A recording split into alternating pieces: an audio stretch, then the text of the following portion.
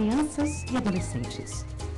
Durante este dia, teremos a oportunidade em 5 painéis de debater os temas: educação e internet com segurança, cidadania digital para infância e adolescência, educando à distância com segurança, proteção à internet, cases de sucesso e o futuro da cidadania digital.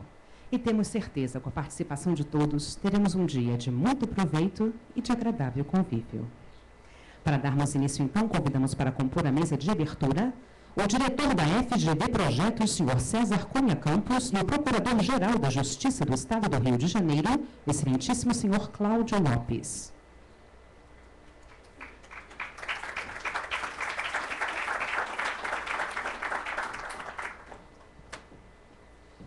O secretário de Educação do Estado do Rio de Janeiro, excelentíssimo senhor Wilson Risolia.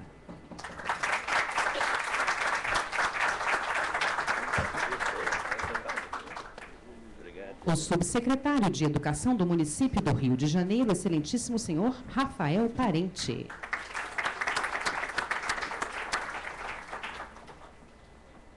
O presidente da Telas Amigas, senhor Jorge Flores.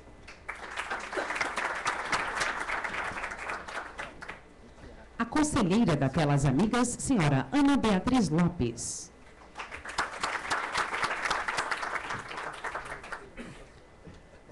O diretor do Mercado Livre, senhor Marcelo Coelho.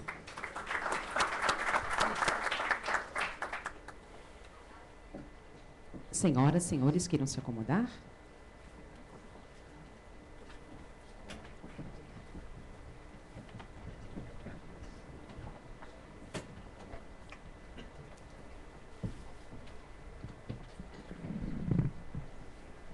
Passamos a palavra deste momento ao senhor César Cunha Campos para a abertura deste fórum. Bom dia a todos. Inicialmente queria agradecer a presença expressiva das pessoas que estão aqui, principalmente dos secretários, do Procurador-Geral de Justiça e, em especial, da Ana Beatriz Lopes, que tem organizado esse seminário. As minhas palavras de abertura é de desejar o maior sucesso. Esse tema é um tema que afeta todos nós, é um tema contemporâneo, e a Fundação Getúlio Vargas, nesses seus 70 anos de existência, ela sempre promoveu a discussão de temas da atualidade. Então, tenho certeza que o dia será de bastante discussão. Espero que tenha as respostas e os pensamentos para ajudar a gente a dar mais um passo aí no desenvolvimento do país. Então, eu queria agradecer novamente a todos e passar a palavra agora para a sua breve mensagem, então, de abertura, seguiremos ouvindo agora o senhor Jorge Flores. Buen día, buenos días. Disculpen que no sepa todavía hablar portugués correctamente.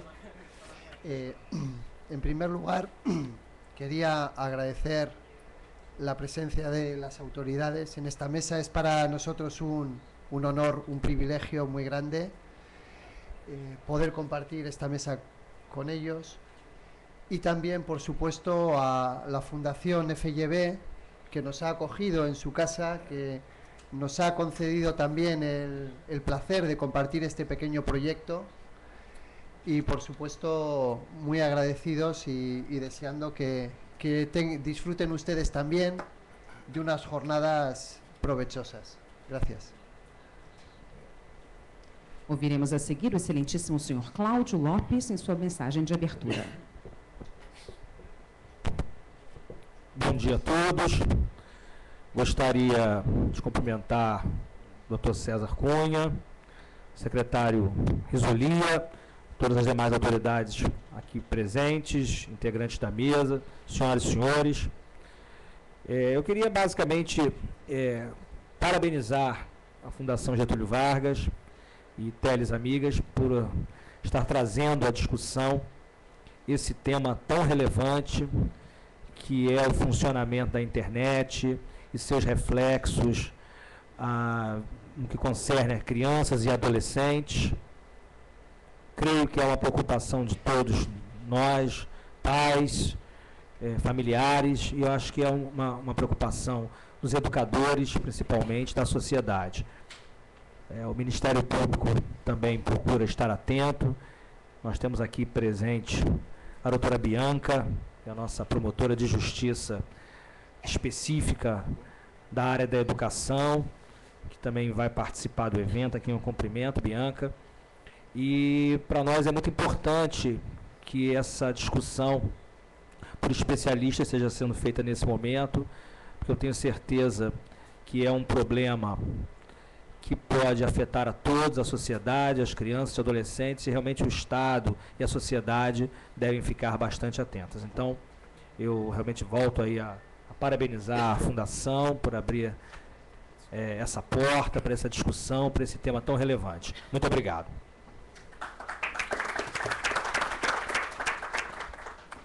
Fará uso da palavra a seguir o excelentíssimo senhor Wilson Risolia. Senhoras e senhores, bom dia. Excelentíssimo senhor Cláudio Lopes, amigo. Agradeço muito pelo convite, senhor César Cunha. A iniciativa, eu acho que vem a calar. Esse tema está muito em voga, está na nossa agenda, eu acho que está na agenda de todos nós, né? Sejamos pais, educadores, né? Indivíduos. Senhora Ana também, com quem eu já tive a oportunidade de conversar algumas vezes sobre esse assunto, com o senhor Jorge Flores também. Eu não sei se eu já entraria agora na minha fala ou se é mais abertura, que eu teria. É o seguinte, né? Então, agradeço muito pelo convite que foi feito. Eu acho que as secretarias, eu participei na última semana do CONSED, né? É um conselho de secretários de Estado, e esse assunto está na agenda de todos eles. Está quase que todo mundo tratando do mesmo tema ao mesmo tempo. Tamanha relevância que não só a inclusão, mas principalmente essa educação digital tem hoje, né? Porque eu acho que se falou muito durante muitos anos sobre incluir, mas eu acho que está faltando esse assunto, como educar essa juventude para o bom uso desse mundo virtual. Então, agradeço pelo convite.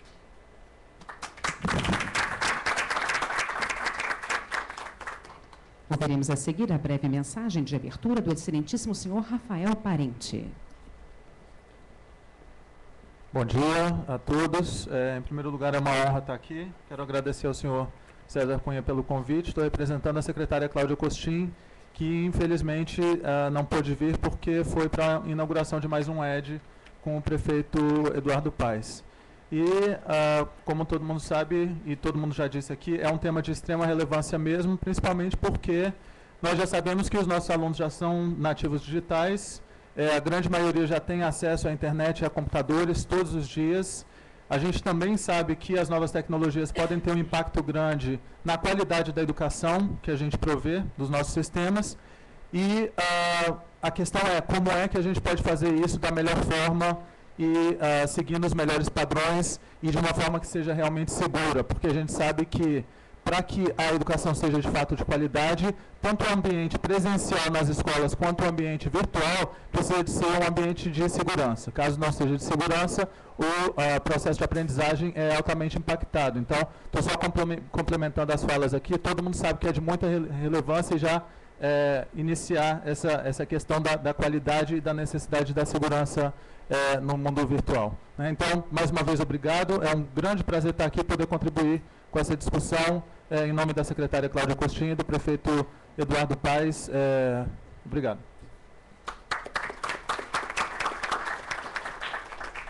Agradecemos aos componentes da mesa pela participação nesta abertura e os convidamos para que retornem aos seus lugares na plateia, excetuando o secretário de Educação do Estado do Rio de Janeiro, o excelentíssimo senhor Wilson Risolia, e também o subsecretário de Educação do município do Rio de Janeiro, o excelentíssimo senhor Rafael Parente, a quem pedimos que permaneçam à mesa para compor o próximo painel. Painel este que será o primeiro deste fórum e terá o tema Educação e Internet com Segurança. Convidamos para que acompanhem e componham esse painel também o educador senhor Cláudio Mendonça.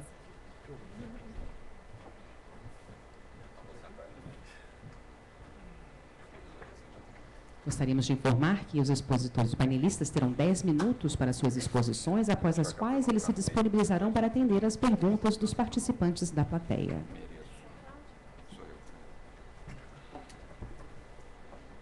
Devidamente acomodados, então, o composto do painel, passo a palavra e a condução dos trabalhos para os nossos painelistas. Agora sou eu, né? Bom, esse assunto ele tem, você pode trabalhar sobre várias óticas, né? Então a gente trouxe aqui o que ao nosso ver foi o início de um diagnóstico que nós queríamos ter junto à nossa rede. A rede fez uma pesquisa em 2008 e nós testamos esse público de novo, que é para conhecer quem são esses alunos. Sou eu, o próximo slide. Você passa, Sérgio?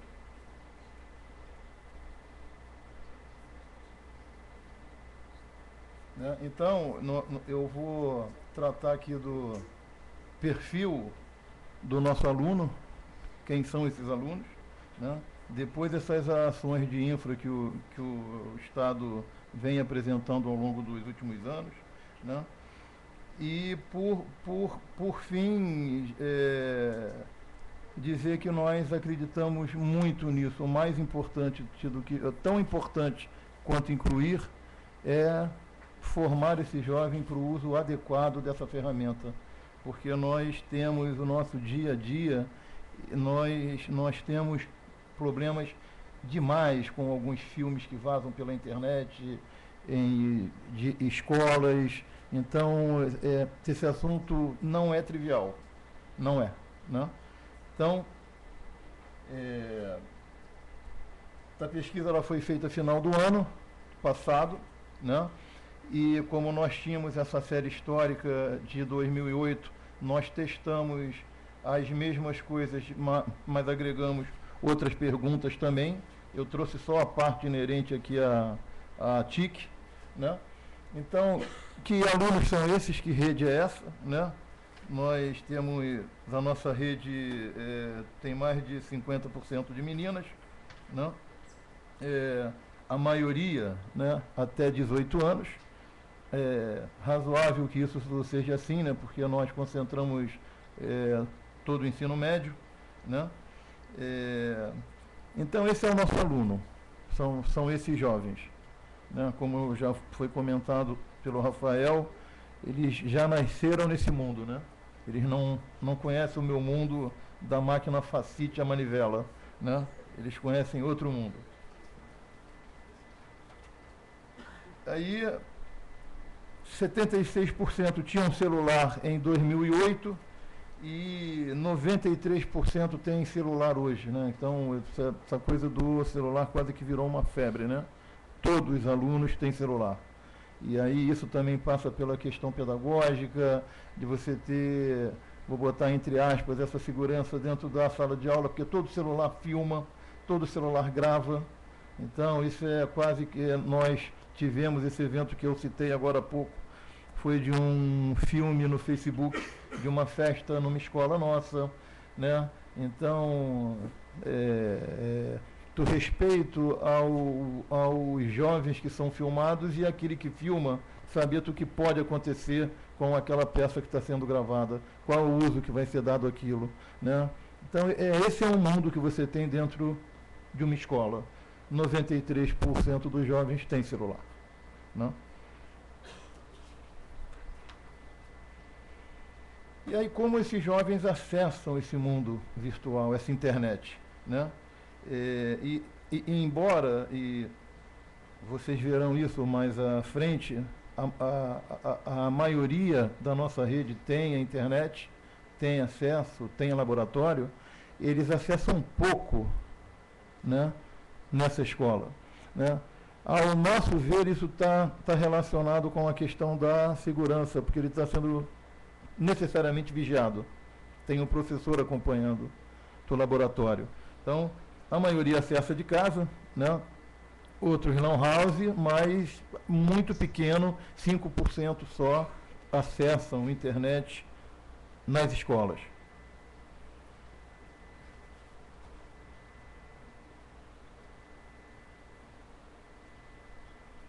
Os nossos alunos também têm mais computador hoje do que tinha antes, né? Eu não passei, não? Não passei, agora eu passei, né? Os nossos alunos têm mais computador hoje do que tinha antes, né? Está falando de 55% para 78%, espaço menor de 3 anos, né? Pelo menos uma parte dessa ele explica pelo programa de prêmios que o Estado começou oferecendo notebook por desempenho. Só no ano passado foram 22 mil máquinas, nesse ano serão mais 10 mil máquinas, então isso facilita muito. Esse jovem com a máquina facilita muito esse acesso, né? A banda larga também, ela chega com mais facilidade às próprias residências, esse número mais que dobrou, né? E um número pequeno, muito pequeno mesmo, que ainda não acessa ou não tem equipamento. Então, essa é a realidade. Decididamente, o nosso aluno está conectado ao mundo virtual, né? Mas essa pesquisa, e nós veremos também outros gráficos aqui que são curiosos, né? Embora o nosso aluno ele frequente muito a rede, as nossas escolas também tenham acesso, né? Quando você cruza dado, né? Quando você correlaciona dados como esse ao desempenho escolar, você não forma convicção de que tem valor agregado, né? Não é verdade absoluta você dizer que quanto mais conectado, melhor seu resultado. Não é verdade isso. Não é verdade, né? Ou pode não ser verdade isso, né?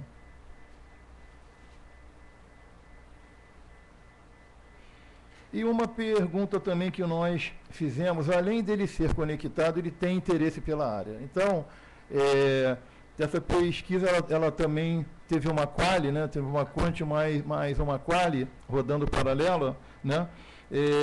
Quando perguntado a ele que áreas ele tem de interesse para trabalhar, para ele se formar, se possível concomitante ao médio, ele também ele cita essa área. Então é uma área que gera esse certo encantamento para o nosso jovem, né? Ele realmente está conectado e é um mundo que eu acho que ele nem consegue viver sem ele, né? Eu acho que qualquer profissão hoje você depende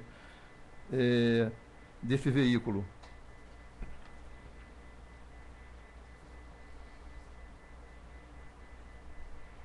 Aqui está voltado aqui também para o uso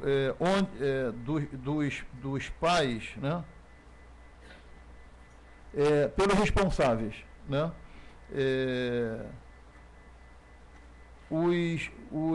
Os pais acessam menos que os filhos, então tem um choque de geração. Eu também sou meio antiquado, eu acesso pouco, eu só acesso quando realmente preciso, mas o meu filho acessa toda hora. Ele está com fone de ouvido, televisão ligada, com rádio e com notebook na frente e ainda falando que está estudando, né? É provável que consiga, né? Porque eu acho que a maioria faz isso, né? Quem tem filho, todos eles falam a mesma coisa, né? Mas os pais acessam um pouco porque eles não viveram esse movimento. Isso é natural, né? Agora, isso traz um olhar, como eles não viveram, eles não sabem que perigo tem o mau uso desse veículo, né? E aí, nós correlacionamos muito esses dados todos, e uma delas foi com a formação dos pais, né? A maioria dos pais dos nossos jovens, eles não concluíram o ensino básico, né? Então, até para ele ter esse controle, ou para ele perceber esse risco, para ele educar o filho a um bom uso, a uma pesquisa bem feita, fica difícil, né? Porque ele rejeita a máquina e ele não tem conhecimento sobre essa realidade, né? Embora essa pesquisa tenha sido feita no Rio, quando eu converso com outros secretários, esse cenário meio que não muda. E é uma pena que não tenha um trabalho como esse consolidado, né, para que nós tivéssemos uma ação estratégica, não para corrigir, mas para mudar o rumo, né, porque nessa toada, esse gap ele vai abrindo cada vez mais. E isso pode chegar em situações como essa que eu citei há pouco.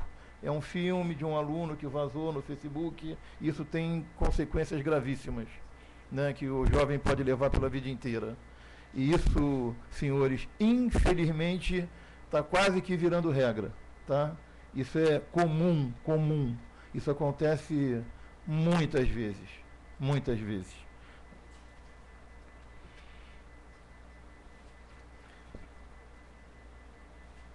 O que nós fizemos? Então, qual é o parque que nós temos para tentar ficar compatível com a expectativa de necessidade dos jovens? Nós somos uma rede de 1.357 escolas, né? Banda larga em 1.314, 1.176 com laboratório funcionando. Aquelas que não têm, muitas delas são prédios alugados, compartilhados com outras redes, né?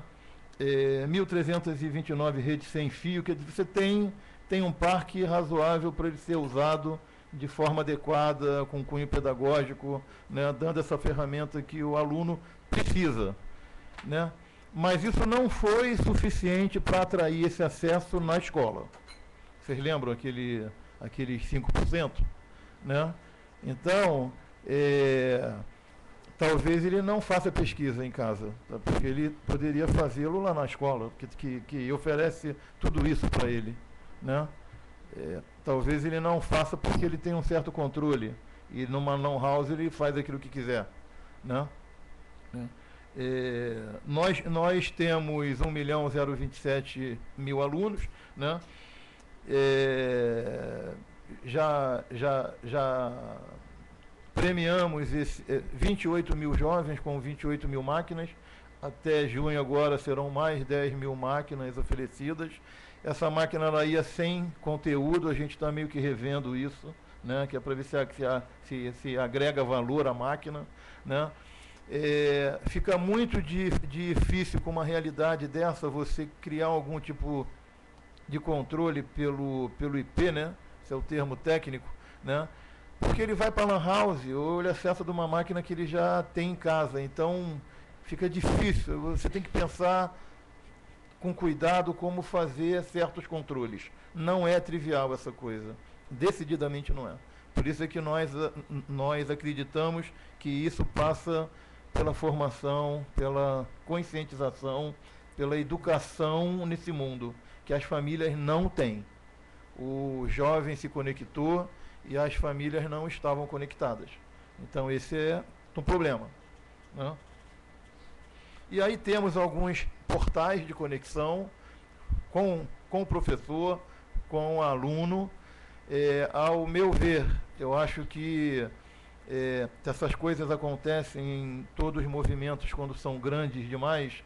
É muito difícil sincronizar esse movimento, né? Você tem alguns casos que o docente também ele não tem a formação adequada para trabalhar esse mundo. Então, isso necessariamente passa pela formação desse educador, né? Como ele pode trabalhar, você tem milhares de conteúdos pedagógicos que são livres pela rede, né? O Rio usa, tem Educopédia, nós usamos isso em 2010 com os jogos digitais, né? Você tem mas se não tiver esse follow-up, esse acompanhamento, né? Se não tiver o controle daquilo que está sendo feito e principalmente correlacionando com aquilo que você quer, onde é que você quer chegar com isso, tá? Isso serve para alguma coisa. E numa área dessa, presume-se que é para melhorar o nosso rendimento, né? Que o aluno aprenda mais, né? Que ele entenda mais, que aquilo agregue valor para a vida dele, né? E nós testamos algumas ferramentas e a correlação, senhores, pasmem, ela pode ser negativa,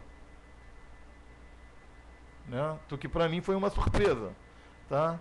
Porque você tem paper, você tem estudos para os dois lados, né? Que agrega muito valor, e tem gente que diz que pode não ter valor nenhum, né? E a gente tem como provar isso, pelo menos na realidade nossa.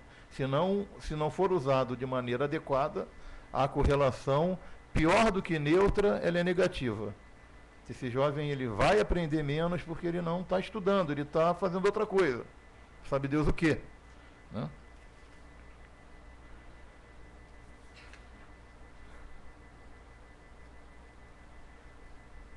Bom, então, a pesquisa mostra que o jovem ele está muito conectado, mas necessariamente pode não estar naquela escola.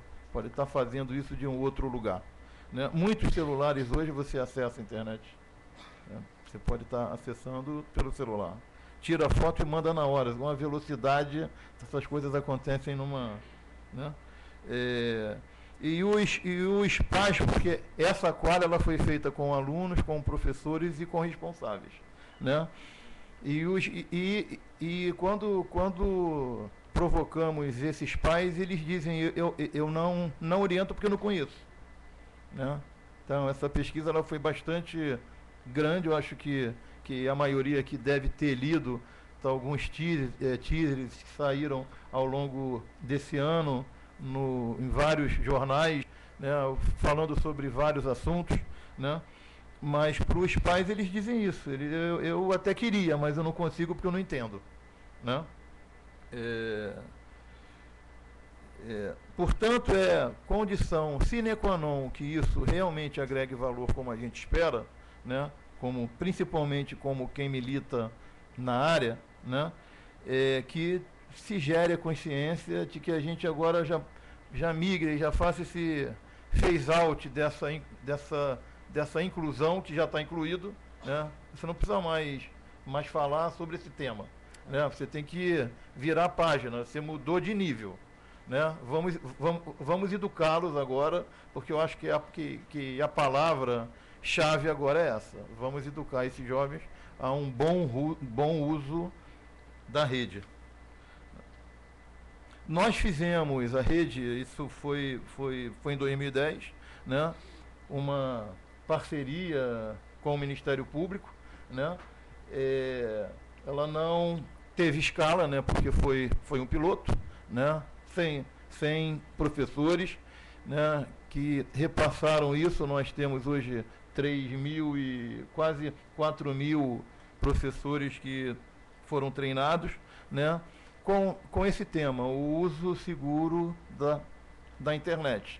Agora, quando você fala de 74 mil professores, nós temos 93 mil servidores ativos, esse número, embora seja um número bom, né, porque ele foi um começo, né, ele não é suficiente para transformar, né, e eu acho que a gente tem que trabalhar para transformar, porque tudo isso acontece numa velocidade muito grande, né?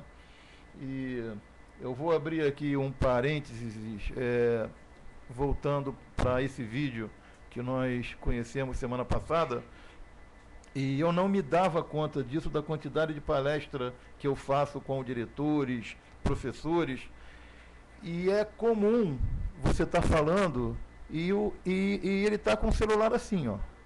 Aí você vai para lá, ele vai para lá, né? Ele vai para lá, você vai para lá. E uma noite eu cheguei em casa, né? O meu filho, ele perguntou, pai, como é que você está, né? Eu falei, estou bem. Ele falou, está bem mesmo? Eu falei, estou.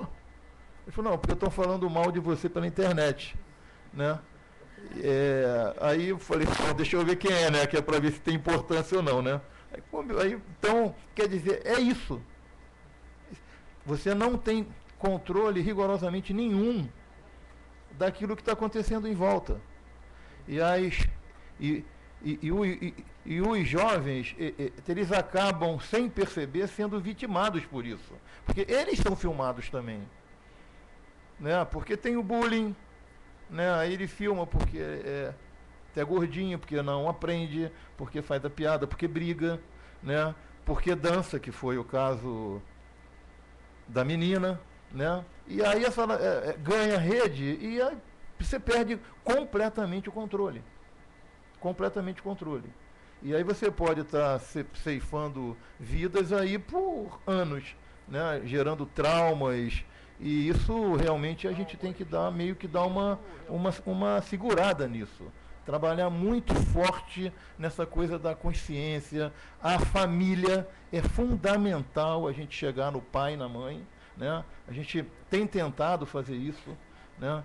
Seja por conversas com folheteria, com CDs, sobre assuntos importantes para que a mãe, para que o pai acompanhe o seu filho, porque eu sinceramente, nesse estágio, eu não vejo outra forma de fazer que não seja pela família, pela comunidade escolar trazendo a família.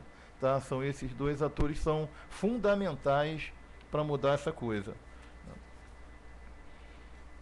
Bom, o nosso desafio, né? Eu acho que eu repeti isso aqui ao longo da minha fala quase toda, né? Muita educação digital.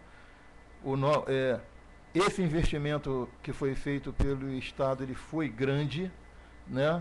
Nós ouvimos recentemente, com a posse do ministro, o anúncio dos tablets, né? Então, quer dizer, que isso é um caminho sem volta, a ferramenta ela é necessária, né?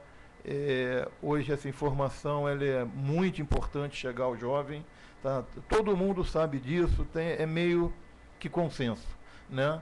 Mas a gente tem que voltar aqui mais para a velha guarda, né? E chamar aqueles valores que são fundamentais, né? E aproximar da família do jovem, formar esse professor de maneira mais focada, né? Porque eles também podem ser vítimas disso, tá? Que nós já tivemos casos também na nossa rede, aluno filmando o professor, né? Quer dizer, então, né? Privacidade, segurança, né? Você se depara com algumas questões que não são pedagógicas, né? Mas elas frequentam rotineiramente esse ambiente escolar. Você imagina que uma escola do meu tempo era professora, era o giz, era o quadro, era ensinar, aprender, né? Hoje você precisa se preocupar com a segurança física, patrimonial, privacidade, né? E isso torna o manejo dessa área extremamente difícil, né? São ambientes com uma população geralmente grande, né? Geralmente de renda média para baixa, né? Com um perfil de famílias, né? Com mazelas diversas, né? Sociais, né? E que adentram em uma escola conectadas a um mundo totalmente virtual, né? Que convive com realidades diversas daquele que ele tem dentro de casa, né? Dentro daquela escola. Como é que você junta tudo isso como se fosse possível fazer uma espécie de freio de arrumação? Bom, vamos sentar aqui, vamos combinar, vamos começar de novo, né? Deixa eu te apresentar. Esse é o laboratório, né? Para que serve? Que conteúdo que você deve consultar? Em que momento? Então você não pode ficar o dia inteiro, tá? Porque isso é um vício, o cara fica plugado o tempo inteiro. A gente também, se não tiver, né? De repente você está com o seu celular e manda e-mail, você não se dá conta disso, né? Então eu acho que esse é o nosso foco. Eu eu fecho aqui falando do nosso foco, por isso é que a pesquisa ela foi feita, tá? Porque ao nosso olhar era fundamental, sabendo que tem o problema ele acontece em que público? Qual a expectativa desse público? Quão familiar que o público ele está com esse tema? Qual o envolvimento da família desses jovens? A partir daí, aí sim, aí você planeja uma ação mais organizada. E eu acho que ações como essa, uma parceria que nós conversamos com o doutor Cláudio, eu acho que o momento, eu acho que ele é oportuno, né? Eu acho que nós temos mesmo que juntar forças, tá? Porque esse bonde está passando, né? Essa coisa ela está passando e o risco ele é muito grande. A gente se depara, esse episódio que eu contei, eu não quis nem ver o filme, né? Eu só soube do conteúdo, né? Então vamos, porque senão você também se leva pela emoção. E o gestor público ele tem que ter a consciência da função que ele tem. Tem um problema, você precisa resolver. Não adianta se emocionar e ficar com um discurso que não resolve o problema. Então, tem um problema, resolva. Então a gente tem um diagnóstico, ao meu ver, bem feito, né? Essa amostra foi uma amostra muito representativa da rede, tá?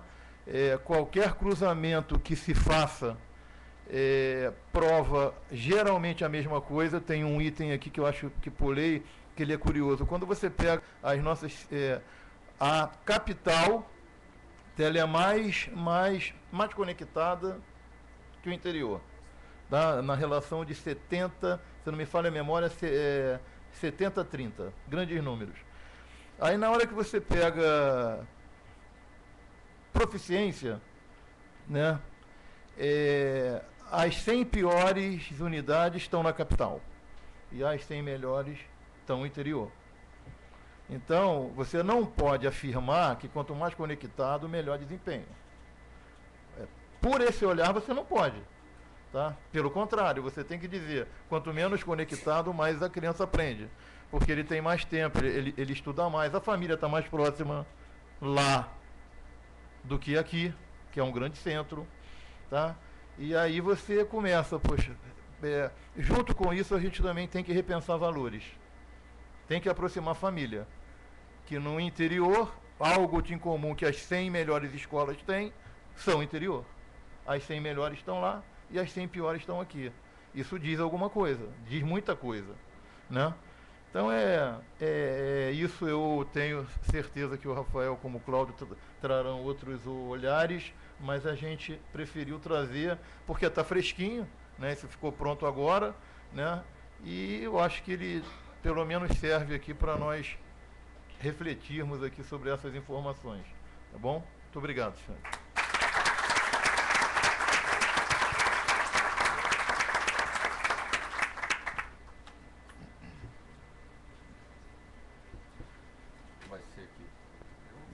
Sou eu que comando agora.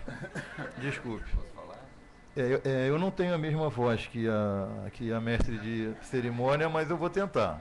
Vou passar a palavra para o doutor Cláudio Mendonça.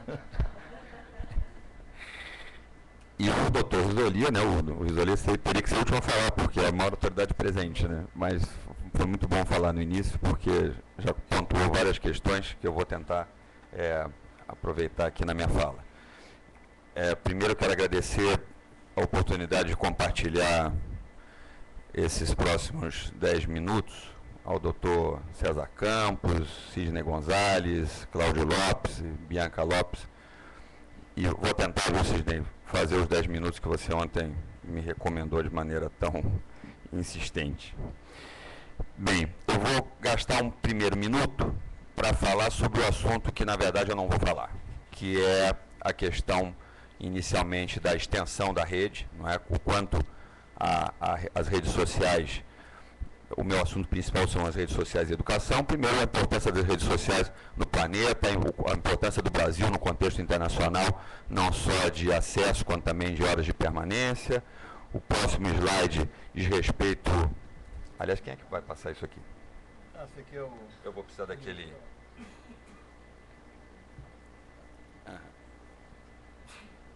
O próximo slide faz algumas, não é, elucubrações de como seria a sala de aula do futuro, né? Como é que a gente faz para ter salas de aula extremamente atraentes, altamente equipadas, e é muito mais fácil equipar a sala do que ter um professor utilizando o equipamento, não é? Então, quer dizer, a parte de infraestrutura, como em qualquer coisa, né? Na área da saúde é muito mais fácil construir um hospital do que fazer o hospital operar bem. Na escola é muito mais fácil você ter uma escola com toda a tecnologia possível do que ter a escola utilizando bem aquela tecnologia, né? O desafio está sempre no ser humano, né? Então, eu quero dizer que eu não faço a menor ideia de como é que vai ser a sala de aula no futuro e não quero debater sobre esse assunto agora.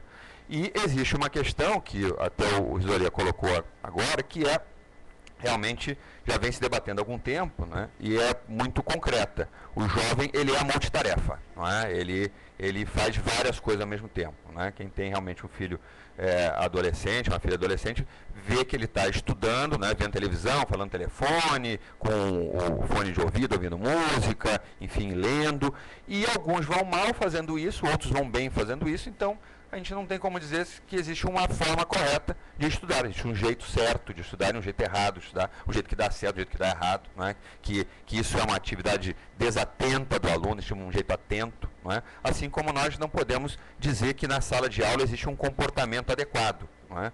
Uma das coisas que me incomoda muito é essa tentativa frustrada que acontece há décadas na educação brasileira e mundial de querer fazer com que as crianças se comportem como adultos no ambiente da sala de aula. A criança deixar de ser criança, no meu ponto de vista, é uma enorme violência contra a criança. Querer que ela se comporte como um adulto é algo extremamente frustrante para o professor, porque ele não consegue, e é algo que vai contra a própria natureza da criança, não é?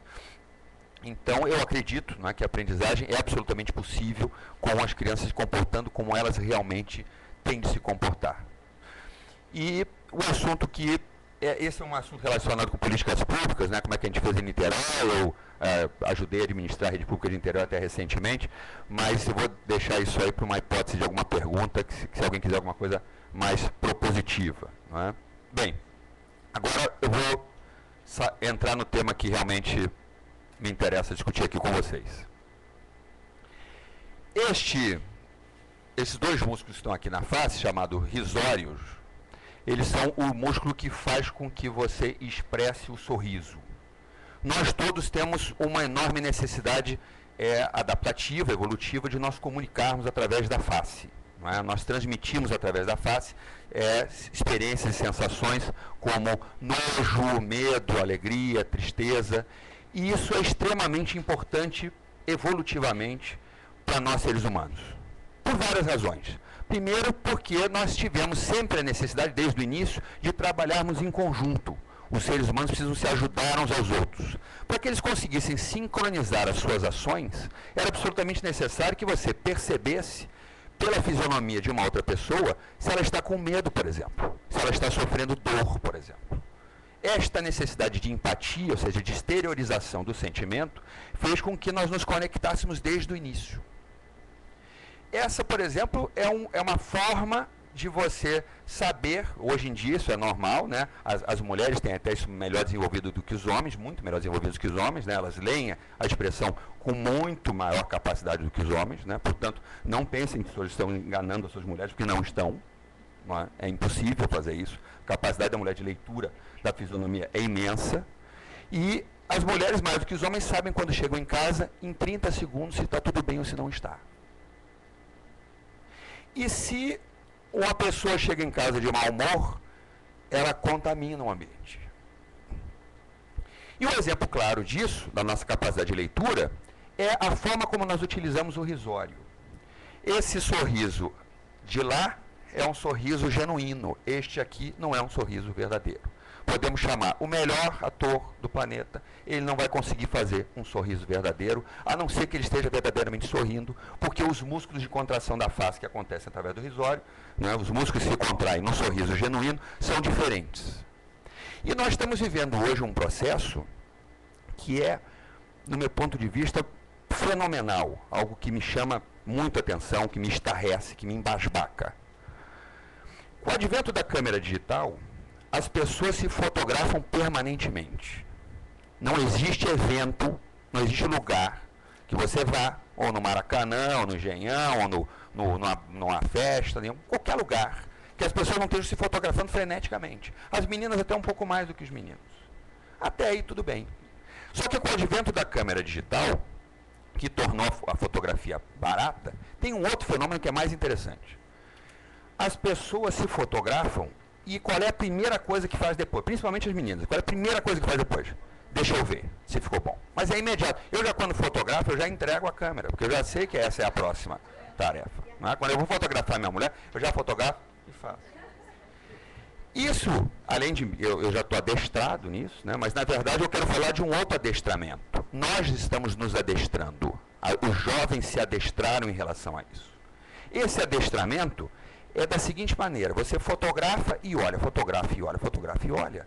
Você consegue, então, produzir uma contração muscular do risório, por exemplo, e um determinado ângulo de fotografia que lhe dá um perfil fotográfico que não é você. Eu outro dia vi até no Facebook uma brincadeira mostrando a sua foto na carteira de identidade, horrorosa, a sua foto no Facebook, maravilhosa, e você, na verdade, que é alguma coisa intermediária entre a sua foto da identidade e a foto que você vende no Facebook. Você é algo que está entre uma coisa e outra. Né?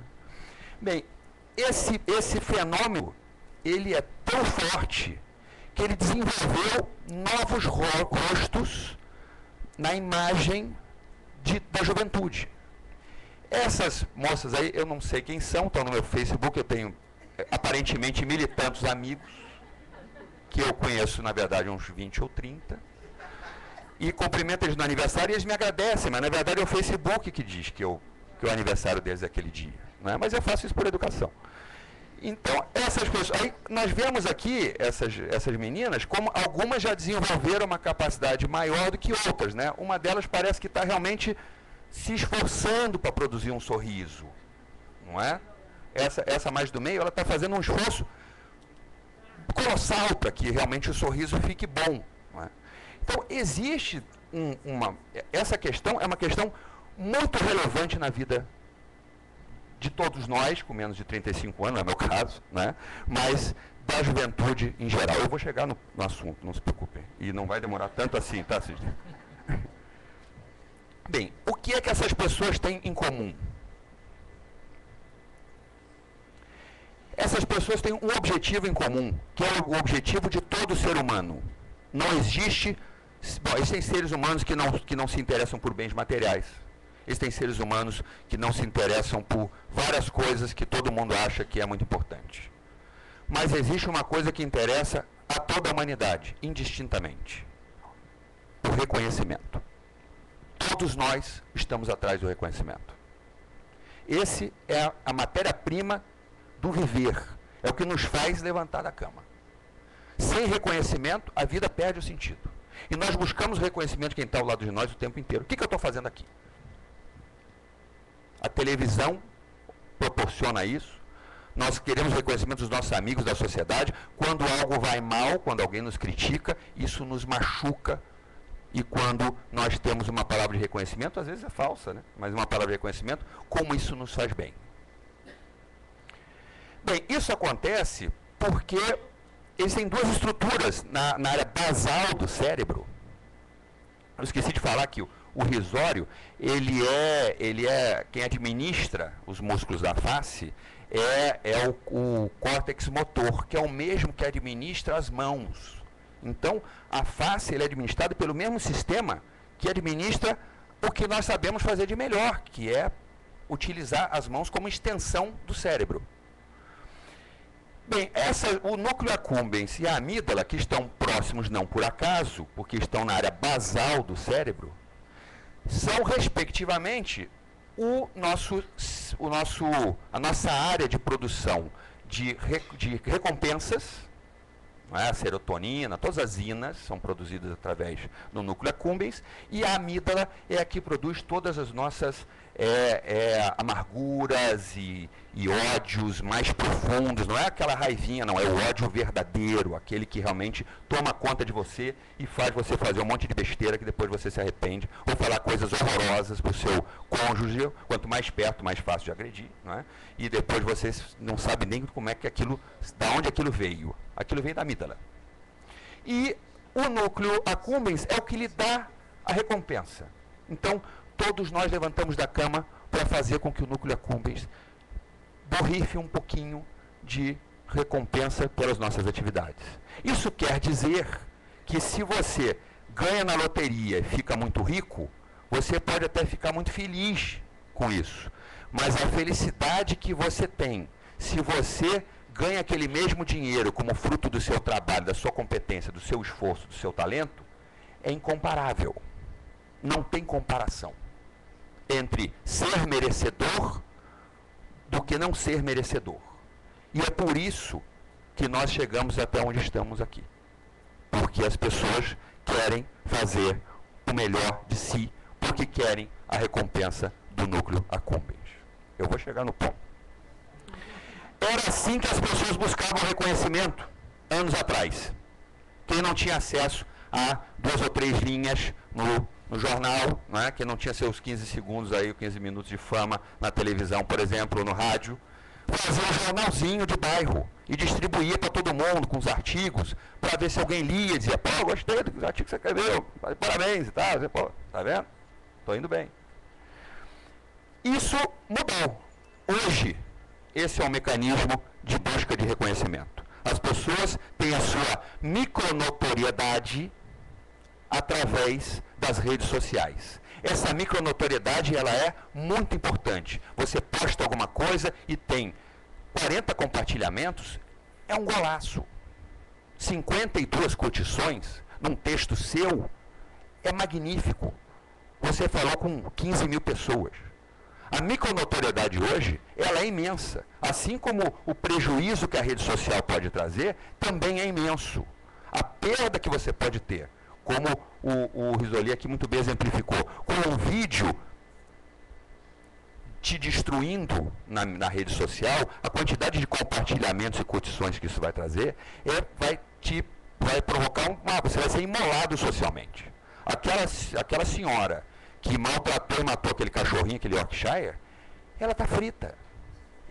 É um movimento social que não tem limite. Não tem limite. E as pessoas escrevem as coisas mais bárbaras, porque elas estão ali sob efeito da amígdala, diante do teclado. Bem, por que seria diferente com os professores e com os alunos? Por que nós não tentamos... Eu vou tentar aqui colocar 2 pontos para encerrar. Por que é que nós não tentamos canalizar esse esforço imenso, essa conexão brutal que existe desde o início dos tempos e que hoje ela permeia o dia a dia da nossa juventude em horas e horas e horas e horas. Essa conexão que é virtual, mas ela também é real. Não é? Um professor mal-humorado numa escola, ele contamina a sala de professores inteira, aquilo se irradia, faz um contágio social na escola como um todo, e o sistema todo, aquela escola toda vai mal. Como o contrário também acontece, né? O contágio emocional, ele é real. Nós estamos aqui reunidos para trocar emoções, ideias e germes. Espero que poucos germes, muitas emoções e muitas ideias. Então, essa conexão, ela é muito forte. Por que nós não podemos nos valer da micronotoriedade para reconhecer o trabalho do excelente professor? Isso é absolutamente possível. Por que nós não podemos ter o professor que faz um bom trabalho e que até utiliza isso, as redes sociais, o Orkut, o Facebook, para trazer boas informações para os seus alunos? Eu já vi vários professores fazendo isso, tem vários exemplos, e alunos que escrevem coisas maravilhosas nos murais desses professores, dizendo, nossa professora, eu nunca imaginei que ciências fosse uma coisa tão legal. Nossa, como a sua aula é boa. Nossa, eu nunca aprendi tanto. Esse tipo de reconhecimento, já que a gente não pode dar excelentes salários, né, pelo menos nós poderíamos dar o que a sociedade finlandesa dá para o seu professor, ou a sociedade coreana dá para o seu professor, o reconhecimento do excelente profissional. E isso é absolutamente possível através das redes sociais. Não só do professor, como do aluno. O aluno que conseguiu avançar, o aluno que conseguiu interpretar um texto, que conseguiu escrever melhor, que conseguiu dar um passo em relação ao texto que ele tinha no início do ano. Muita gente faz isso, né? Pega o texto do aluno no início do ano e compara com o texto do aluno no meio e no final do ano. É uma das coisas mais legais que existem. Você olhar o que era, porque ali você está vendo o retrato do que era aquele ser humano e o que ele é agora. O que ele era em termos de decodificação do mundo, a relação dele com o mundo era de um jeito e agora é de outro, através da compreensão da capacidade da linguagem. Então, é possível reconhecer os avanços dos alunos através da rede social. E é possível reconhecer o talento, o esforço, o mérito do professor através da rede social. E o segundo ponto de vista, a questão da linguagem.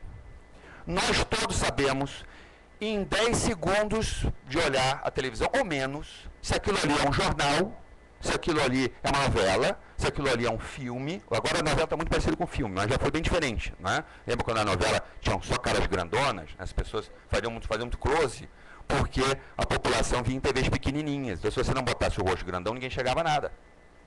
Então, a linguagem do jornal, quando você vê, por exemplo, uma propaganda eleitoral em que coloca uma pessoa de terno e gravata, fingindo que é jornalista, falando maravilhas do político, todo mundo percebe que aquilo ali é um curto-circuito, é uma enganação. O cara está fingindo que é jornalista, vai falar bem de um cara. Né? Isso chama jornalanda, que é jornal com propaganda. Essa é a linguagem do rádio, a linguagem do noticiário, a linguagem do filme, a linguagem da novela e a linguagem da internet, que tem todos uma linguagem, inclusive, escrita. Não é? Isso aqui eu posso falar, é o meu filho, já é suave, já te ligo, beijo, já. Aí aqui a minha filha, oi pai, vamos, já mais doce, né? Oi pai, vamos sim, agora agora estou, sei lá o quê, kkk, beijo, enfim. É uma outra forma, e eles se comunicam. Enfim, e nós vamos ter autoridade para dizer, este idioma aí está errado, o que você está falando está errado e está comunicando. Será que a gente vai poder ter esta força quando nós mesmos modificamos a língua portuguesa ao longo da nossa vida? Esse é um debate que eu não vou entrar agora, que é muito extenso e complicado. Né? Mas, enfim, essa questão, essa linguagem aqui, o normal people worry me, esta é a linguagem do Facebook. Esses quadradinhos, que eu não sei onde eles são feitos, deve ser na Lapônia, ele tem algum lugar de onde eles vêm. Não é? E essa é a linguagem do Facebook. Não é? Então, nós temos que entender que se há uma linguagem no mecanismo, se há uma linguagem naquele meio, nós temos que nos valer desta linguagem e não utilizar uma outra linguagem dentro do meio, porque isso é inapropriado. Então, qual seria, o que nós vemos muito na internet? Esse tipo de coisa, não é? Muita crítica social absurda, né? Muito bullying social, isso existe mesmo, de maneira livre na internet, não é muito disso. Existe muito sexismo também, não é? Muitas opiniões sexistas. Existe muita autoajuda, filosofia assim em drops, é muito comum. Falam coisas do Nietzsche que eu não conheço esse Nietzsche que aparece no Facebook, porque o Nietzsche não é um cara tão legal assim, né? É o contrário. Aí tem questões religiosas, eventos, não é? Clarice Lispector é um hit aqui no Brasil, graças a Deus, não é? É o que tem, assim, de melhor na rede, talvez, não é? Muitos problemas sociais, situações que acontecem, né? E algumas notícias, artigos e informação relevante. Esse é o último quadro. O que eu acho que nós temos que fazer, além do reconhecimento que nós temos que ter como ferramenta de canalizar essa energia para o desenvolvimento da educação? Nós temos que fazer um esforço coletivo como cidadãos, como sociedade, como organizações. A Fundação Getúlio Vargas é uma das organizações mais importantes do Brasil na área da produção do conhecimento. Então, também como organizações, nós temos que montar estruturas ou indivíduos, nós temos que ter indivíduos postando informação relevante, postando o conhecimento de maneira atraente, através dos teasers. Nós temos que fazer com que a linguagem da rede social ela se transforme de tal sorte que esse conjunto imenso de estudantes que estão conectados o dia inteiro, todos os dias, eles fiquem atraídos a dar o segundo clique. O nosso desafio é fazer com que os jovens deem o segundo clique. Que eles vejam uma imagem como sapatos do Van Gogh e fiquem interessados em dar um segundo clique para entender o que é que essa obra significa ou pode significar sob o prisma da filosofia da arte ou sob o prisma da história da arte, ou que significado Van Gogh, biograficamente, né, ele quis dar ao realismo que ele tenta impregnar nesse quadro. Não é? Enfim, fazer com que o aluno e o estudante deem o segundo clique para a ciência, para a filosofia, para a arte, para o conhecimento, é um desafio possível, porque o interesse pelo saber, pelo conhecimento, Aristóteles já dizia isso, é de todos nós. Todos temos o interesse em conhecer mais, em saber mais. Então, eu acredito que a educação de muito breve, ela vai acontecer na sala de aula, numa sala de aula que eu não sei como é que ela é, mas com certeza ela pode acontecer na rede social, se nós conseguirmos fazer com que essa massa imensa de crianças e jovens deem o segundo clique e mergulhem no conhecimento. Muito obrigado, um bom dia a todos.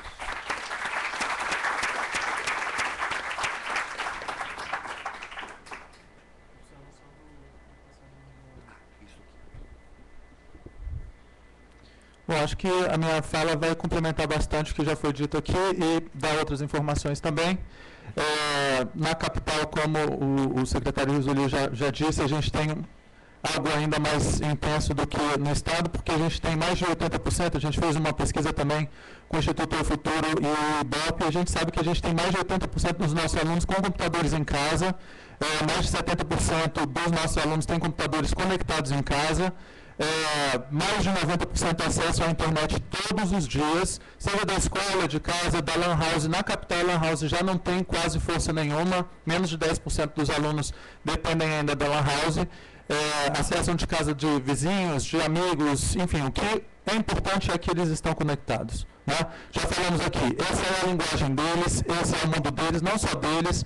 As novas tecnologias estão impactando a forma que nós pensamos, a forma que o nosso cérebro funciona, a forma que nos relacionamos com as outras pessoas. Agora a gente vai jantar, por exemplo, é difícil uma pessoa não estar ali checando o e-mail no celular, as pessoas estão e não estão ali ao mesmo tempo. Né? Essa é uma questão também que está relacionada a comportamento ético e moral, nosso inclusive. Né? A gente sabe que a gente pode utilizar as novas tecnologias de uma forma adequada para que a gente expanda o processo de aprendizagem para além dos muros da escola e para além do tempo de aula que os alunos têm conosco, se a gente conseguir fazer isso, que já foi falado aqui, que é motivar os alunos e os professores a utilizarem as novas tecnologias de uma maneira certa, de uma maneira adequada e para aprenderem de fato e não ficar só jogando, ou ficar só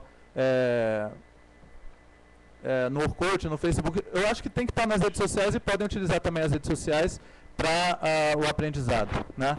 Então, eu vou me ater durante a minha apresentação naquilo que a gente acredita que pode ser feito, naquilo que nós já estamos fazendo, e vou falar também de alguns resultados que não estão ainda agregados, mas que a gente pode já falar de algumas coisas para vocês. Né? Então, acho que essa primeira questão é muito importante. Proibição e controle funcionam? A gente tem como controlar exatamente se os alunos vão estar no Orkut, no Facebook, no Twitter, no YouTube, etc. A gente sabe que tem vários países por aí, China, outros países que tentam fazer o controle da internet e não conseguem. Esse controle é impossível. Então, de fato, a gente concorda exatamente com o que o secretário Risoli disse aqui, que a gente precisa orientar, a gente precisa educar. Proibir, a imposição de limites, ela faz parte do processo educacional, mas ela não educa de verdade. A educação de verdade, ela precisa de uma aproximação, de uma orientação, de muita conversa. Então, ela é muito mais devagar, ela dá trabalho, mas é só assim que a gente vai fazer com que os nossos alunos e também os nossos professores se utilizem das novas tecnologias para que eles possam trabalhar com mais qualidade, eles possam estudar com mais qualidade. Né? Proibição não é educação. Né?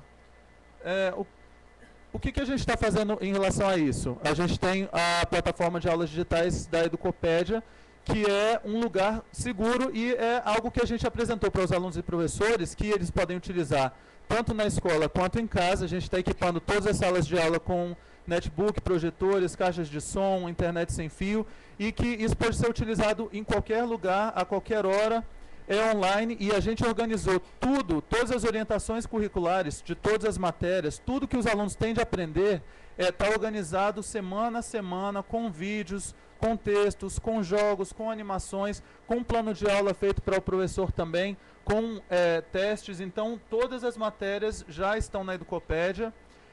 A gente começou a implementar isso em 2010, também com apoio de vários institutos, várias empresas, como o Instituto Oi Futuro, a Microsoft, e a gente tem tido resultados muito bons. Então, é verdade o que o secretário Risolia disse, em geral, não é possível correlacionar a utilização de novas tecnologias com a melhoria da aprendizagem, mas há ações pontuais, há políticas públicas pontuais aí pelo mundo, em algumas cidades, em alguns governos. Por exemplo, a cidade de Los Angeles agora está trocando, todos eles vão usar iPads e todos eles vão usar os livros que estão sendo criados pela Apple. Então, com certeza absoluta, nós veremos um impacto positivo nisso daí. E no ano passado, por exemplo, nós tivemos 52 turmas de sexto ano num projeto que a gente chama de sexto ano experimental. Nessas 52 turmas, os professores tiveram que usar a Educopédia e nós tivemos só um professor ao invés de professor todas as disciplinas. O resultado ficou entre 20% e 30% superior ao restante da rede, em todas as disciplinas.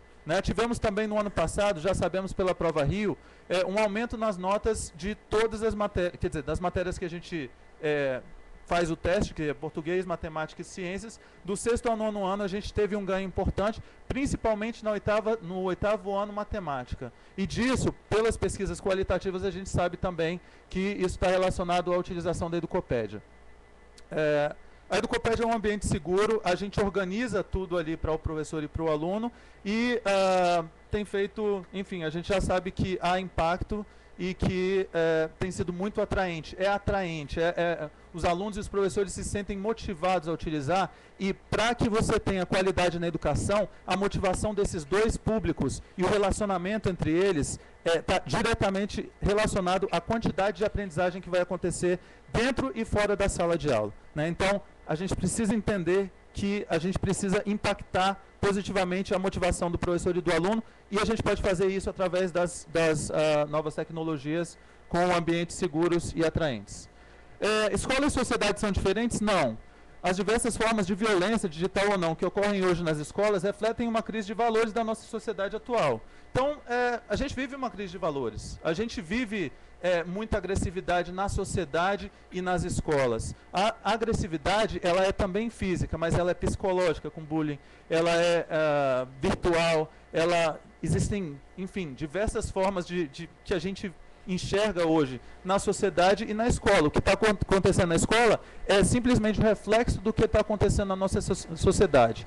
Qual que é a solução para isso? A gente investir, como o secretário Risolia também disse, numa educação para valores. A gente precisa entender, o processo de educação é o processo de formação integral da pessoa, é o processo de formação de caráter. A gente precisa voltar a insistir nisso também, né? O que nós estamos fazendo? Nós estamos criando cursos também dentro da Educopédia, como, por exemplo, o Sonhos com Degraus. O Sonhos com Degraus é um curso para alunos de sexto a nono ano. Dentro do Sonhos com Degraus, a gente fala de educação para valores. Quais são os valores positivos que nós precisamos que os alunos prestem mais atenção e que eles queiram buscar e desenvolver neles próprios? Quais são os valores que nós precisamos que os nossos professores também tenham? Que a gente não pode esquecer que quando a gente fala de segurança e de ética e de moral, a gente precisa entender também que os nossos professores, por mais que seja uma quantidade limitada, também precisa trabalhar melhor e desenvolver um comportamento mais ético e mais... Porque principalmente eles são os exemplos para os nossos alunos, né? Então, a gente precisa atuar, como o secretário disse também, na formação dos nossos professores para que eles atuem dessa forma. Mas nesse curso Sonhos com Degraus, a gente trabalha com educação para valores, a gente trabalha com protagonismo juvenil e também para a construção do plano de vida. Ou seja, o aluno tem que entender que a vida dele é um resultado das suas escolhas e das suas ações, né? Isso é bem importante.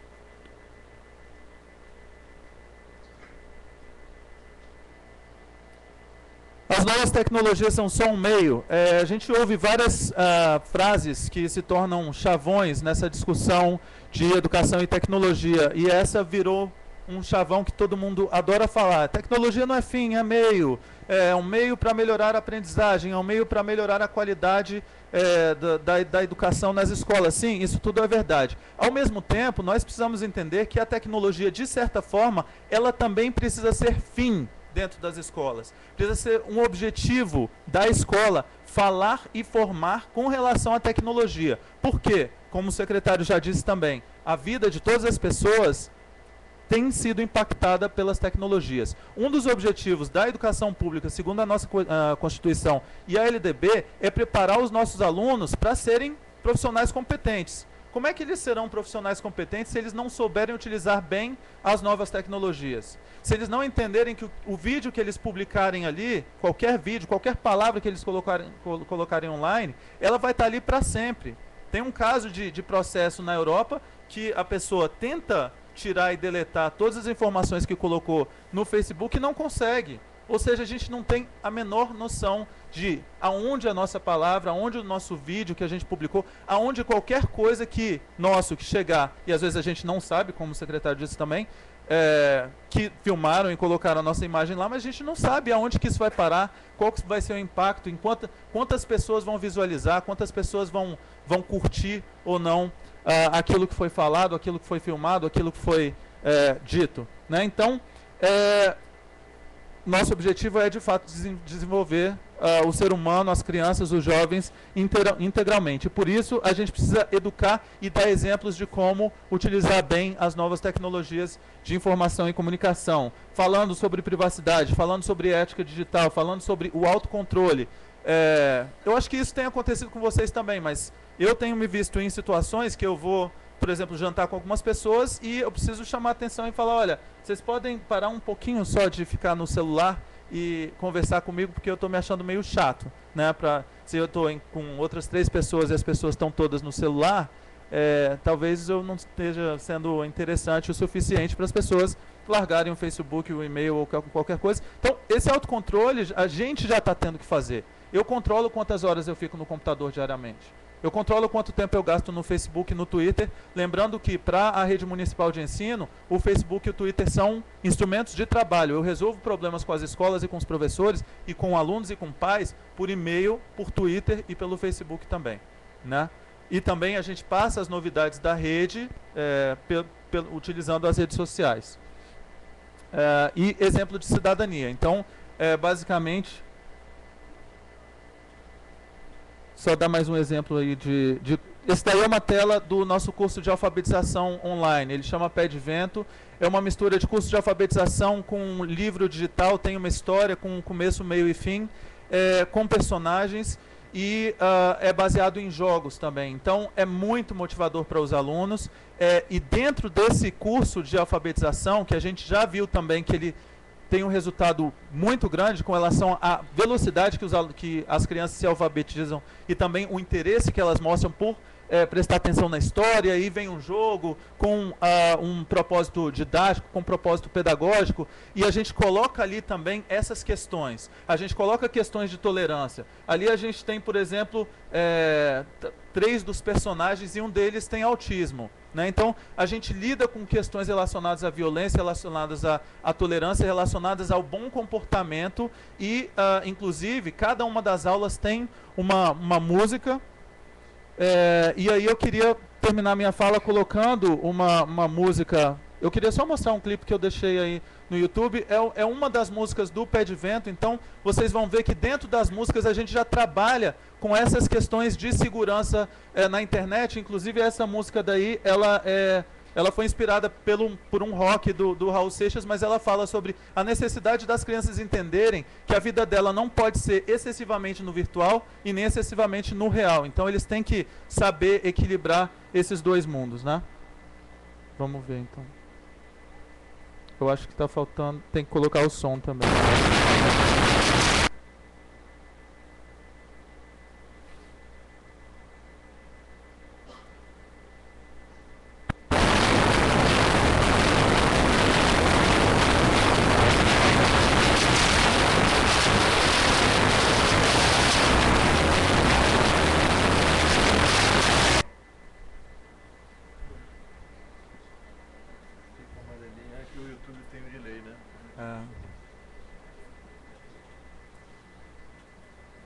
Estava...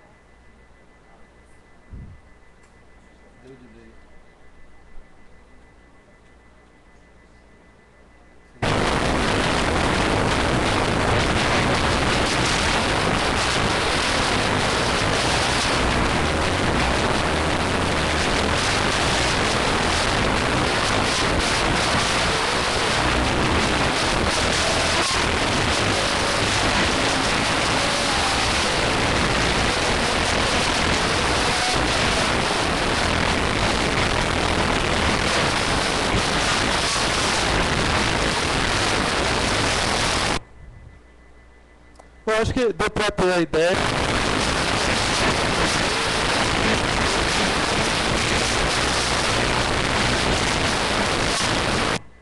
Tá bom, acho que já deu. Então a mensagem é essa, assim, a gente tem utilizado de fato as novas tecnologias porque a gente acredita que os alunos e os professores se motivam muito mais com essa utilização. A gente tem aqui professores... Quem trabalha com a Educopédia? Levanta o dedo que está aqui da rede, por favor. Então a gente tem cerca de 10 a 12 pessoas aqui, que são os professores que trabalham na criação, na revisão e na publicação dessas aulas digitais da Educopédia. A gente sente uma extrema receptividade da rede para a utilização com as novas tecnologias, todos eles pedindo muito mais formação relacionada a isso. A gente pode criar, a gente pode exterminar as barreiras de tempo e de espaço para o processo de aprendizagem com as novas tecnologias, e a gente vai estar falando a linguagem dos alunos, a gente vai estar se aproximando e a gente vai estar formando esse ser humano integral que a gente precisa formar com a educação pública, de forma segura. Obrigado.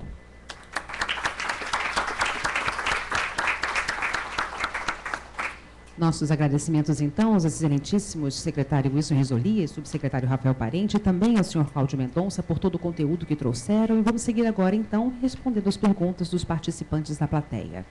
Gostaríamos, dentro do tempo que temos, então, vamos tentar dar eco ao maior número de pessoas possível. Pedimos apenas que, ao formularem suas perguntas, que o façam de pé, pelo microfone, para que todos possam ouvir, que se identifiquem pelo nome e entidade a que pertencem e também a quem se destina a pergunta. Pedimos também que formulem apenas uma pergunta de cada vez, de forma a dar igual oportunidade a todos. Seguimos, então, com a senhora, que é a primeira. Alguém mais? Bom dia, meu nome é Helena, trabalho na Comissão de Educação da Assembleia Legislativa e eu queria fazer uma pergunta ao senhor Rafael Parente. Eu acho que as redes sociais hoje são uma realidade, né? E eu fico um pouco preocupada com essa coisa de esqueci. Educopédia, esse programa Alfabetização Online, me dá a sensação que a gente está repetindo cuspe-giz no computador. Quando, na verdade, e isso eu acrescento com o dado que o senhor Risoli falou, de que 5% só dos alunos acessam a internet na escola. E acessam 96% fora da escola. Me dá a sensação de que a escola não está conseguindo ser atraente também com o computador.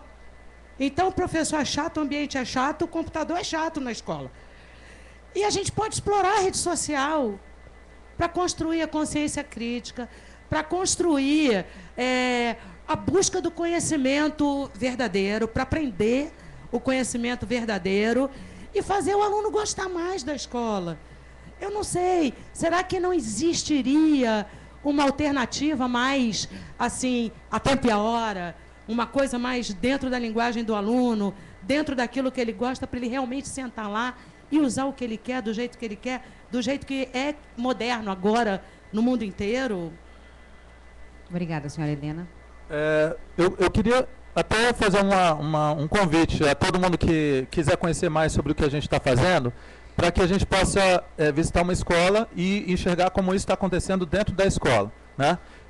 O secretário Risoli disse os dados relacionados ao Estado, né? Os dados relacionados ao município, que a gente ainda está agregando, mas a gente tem algumas pesquisas internas que dizem que a utilização da Educopédia melhorou a motivação dos alunos e dos professores. Eles estão utilizando, 67% estão utilizando fora da escola a Educopédia. Eles não estão mais só nas redes sociais, eles estão usando a Educopédia fora da escola. Dentro das escolas, a gente tem mais de 60% dos professores utilizando também. Se os professores estão utilizando, eles estão utilizando com os alunos. Então, a gente tem muito mais de 5%. Né? Está melhorando a motivação dos alunos, está melhorando o relacionamento entre professores e alunos, está melhorando a disciplina dos alunos dentro de sala de aula, está fazendo com que os alunos aprendam mais aquilo que eles devem, de fato, aprender. E isso já está aparecendo nos resultados dos testes internos, as nossas provas bimestrais, que são feitas pela rede, e também nas provas externas, que são feitas por um agente que é contratado para aplicar essas provas externas. Então, no nosso caso, no caso do município, nós já sabemos que a Educopédia é extremamente atraente para professores e alunos, tem dado muito certo, tem uma extrema receptividade e, o mais importante, tem um impacto bem importante no quanto é aprendido e na velocidade dessa aprendizagem. Tanto as aulas todas, quanto o curso pré-advento de alfabetização, que a gente teve um piloto também no ano passado com 20 turmas, as crianças aprenderam, se alfabetizaram muito mais rapidamente, chegaram a decorar nomes de personagens, aulas, jogos, etc., além das músicas, e iam para casa e pediam para os pais, pai, eu quero o pé de vento, eu quero o pé de vento, então os pais também tiveram que aprender a usar o pé de vento em casa para poder reforçar, aliás, com a possibilidade de reforçar aquilo que eles tinham visto já. Então, são dados diferentes. Um é o dado estadual, acho que o secretário... Eu queria até comentar, porque eu acho que não ficou claro, então é só para ficar claro. O que eu disse é que não existe correlação entre parafernália eletrônica, vou botar entre aspas, máquina, equipamento, inserção... ele estar conectado ou não ao mundo virtual, ao desempenho escolar. Foi isso que eu falei. Não, pera aí, já vou chegar lá. Agora, tem uma outra verdade. Se a conexão tiver conteúdo pedagógico, a correlação é altíssima, como é no Rio. Eu conheço, do trabalho feito pela Cláudia, uma equipe nossa, ela visitou. É por aí o caminho, é dar conteúdo pedagógico, porque senão você perde o controle. E a pesquisa disse que é sobre acesso. Né? Nós não temos, diferente da rede carioca, conteúdo pedagógico. Tá? Talvez, se tivesse, não seria 5%, seria um número maior. É só para ficar claro, tá? São duas informações.